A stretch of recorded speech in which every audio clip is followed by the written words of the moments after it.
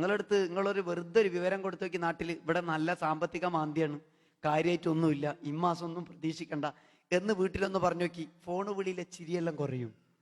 സന്തോഷം. ഞാൻ എപ്പോഴും ചോദിക്കാറുണ്ട്, ഗൾഫിൽ നിന്നൊക്കെ നാട്ടുകാർ എല്ലാ ആളുകളും, അത് ഞാൻ പാകിസ്ഥാൻകാരോട് ചോദിച്ചാലും ബംഗ്ലാദേശുകാരോട് ചോദിച്ചാലും ഫിലിപ്പീനുകളോട് ചോദിച്ചാലും കേരളക്കാരോട് ചോദിച്ചാലും ഏത് രാഷ്ട്രക്കാരോട് സംസാരിക്കും, എല്ലാവരും പറയുന്ന ഒരു വാക്കുണ്ട്.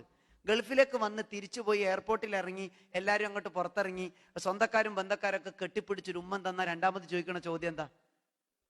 നിങ്ങളപ്പ തിരിച്ചു പോവാ, തിരിച്ചു പോണത് എപ്പാന്ന് ചോദിച്ചിട്ടേ ഓല് ബാക്കി വർത്താനം ചോദിക്കും. അപ്പൊ നിങ്ങൾ പറയും ഇൻഷാല്ലാ 2 മാസം ലീവുള്ളൂ വേഗം പോകണം എന്നൊക്കെ പറഞ്ഞാൽ ഓലിക്ക് സമാധാനമാണ്. അപ്പൊ നിങ്ങൾ പറയാണ് ദുബൈ അബുദാബി ഒക്കെ പോയി, കച്ചവടമൊക്കെ പോയി, ഇനി അങ്ങോട്ടില്ല, തൽക്കാലം ഇവിടെ തന്നെ എന്തെങ്കിലുമൊക്കെ പരിപാടി നോക്കണം എന്ന് പറഞ്ഞാൽ എങ്ങനെ ഉണ്ടാവും അന്ന് വീട്ടിലേക്കുള്ള യാത്ര? ഒരു മരണ വീട് പോലെ ഉണ്ട്, ആരും അങ്ങോട്ടും ഇങ്ങോട്ടും മിണ്ടൂല. ഇടക്കിടക്ക് ഉപ്പ തല ഉയർത്തി എല്ലാം മോനെ ശരിക്കും ഞാൻ ആലോചിച്ചിട്ട് തന്നെ ഇതല്ലാത്ത വേറൊരു വർത്താനം ഉണ്ടാവില്ല. കാരണം എന്താ? ആ കുടുംബത്തെ സംബന്ധിച്ചിടത്തോളം നിങ്ങൾ ഈ കൊടുക്കുന്നതിനെ അവർ ആഘോഷിക്കുന്നു. നിങ്ങൾ ആലോചിച്ച് നോക്കേണ്ട സംഗതിയാ. ഞാൻ എപ്പോഴും പറയുന്നത്, ഗൾഫുകാർക്ക് നാട്ടിലേക്ക് പോകാൻ കഴിയാത്തതിന്റെ കാരണം എന്താ? നിങ്ങൾ വിചാരിക്കുന്നുണ്ടോ പ്രാരാബ്ദാന്ന്? നിങ്ങൾ വിചാരിക്കുന്നുണ്ടോ? ഇപ്പൊ ഇവിടെ അദ്ദേഹം പറഞ്ഞു 973 വന്നതാണ്, ഇപ്പോഴാണ് പോണതെന്ന്. ഇത് 15-20 നിങ്ങളൊക്കെ വന്നത് എങ്ങനെയാ?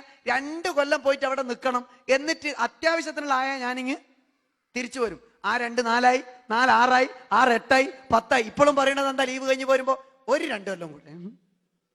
ഇങ്ങനെ തീരുമാനിച്ചത് 15-20 ഒക്കെ ആയി അങ്ങനെ മുന്നോട്ട് പോയി ചെയ്യാം.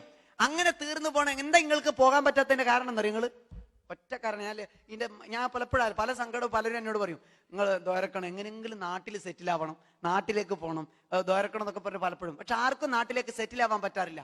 നാട്ടിലേക്ക് സെറ്റിൽ ആവാൻ പറ്റാത്തതിന്റെ ഒരു പ്രധാനപ്പെട്ട കാരണം എന്ന് പറഞ്ഞാൽ, നിങ്ങളെ സംബന്ധിച്ചിടത്തോളം നിങ്ങൾ ആഗ്രഹിക്കുന്നതും പ്രാർത്ഥിക്കുന്നതും എന്താ? ഇതൊക്കെ ഒന്ന് അവസാനിച്ചിട്ട് നാട്ടിലേക്ക് പോകണം. നിങ്ങൾ അള്ളാഹിനോട് ദ്വാരക്കണത് എന്താ? തൽക്കാലം ഇതൊക്കെ ഇവിടുന്ന് ഒരു അത്യാവശ്യം ഒരു വരുമാനമൊക്കെ ആക്കിയിട്ട് നാട്ടിലേക്ക് പോകണം. നിങ്ങൾ അള്ളാഹുവിനോട് സുബൈക്ക് എണീറ്റ് കൈ നിരത്തി ദ്വാരുന്നു എന്ന് വിചാരിക്കാം, നാട്ടിലേക്ക് പോകണം.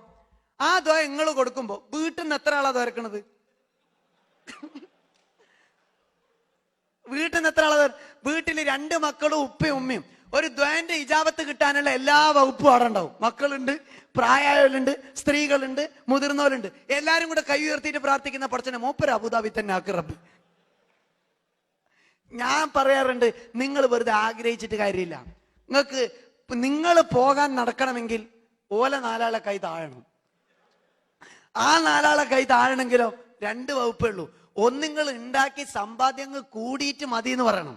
ഇനി അല്ലെങ്കിലോ സൗദിയിലെ നിത്താക്കാത്ത പോലത്തെ ഒരു പ്രശ്നം പടന്നു, ഇനിയൊന്നും കിട്ടൂല എന്ന് ഉറപ്പിച്ചാൽ പറയും വെറുതെ ആടെ നിൽക്കണ്ടെങ്കിൽ ഇങ്ങ് പോരി എന്ന് പറയുന്ന ഒരു അവസ്ഥ വേണം. അതുകൊണ്ട് പ്രവാസ ജീവിതത്തെ പഴിച്ചിട്ട് കാര്യമില്ല.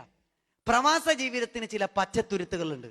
ആ പച്ചത്തുരുത്താണ് നിങ്ങൾ ഈ പറയുന്ന ഈ സാമൂഹ്യ പ്രവർത്തനവും സാമൂഹ്യ ബോധവും ഈ കൂട്ടായ്മയും ഇടപെടലുകൾ എന്ന് പറയുന്നത്. കോൺട്രിബ്യൂഷൻ കൊടുക്കുക.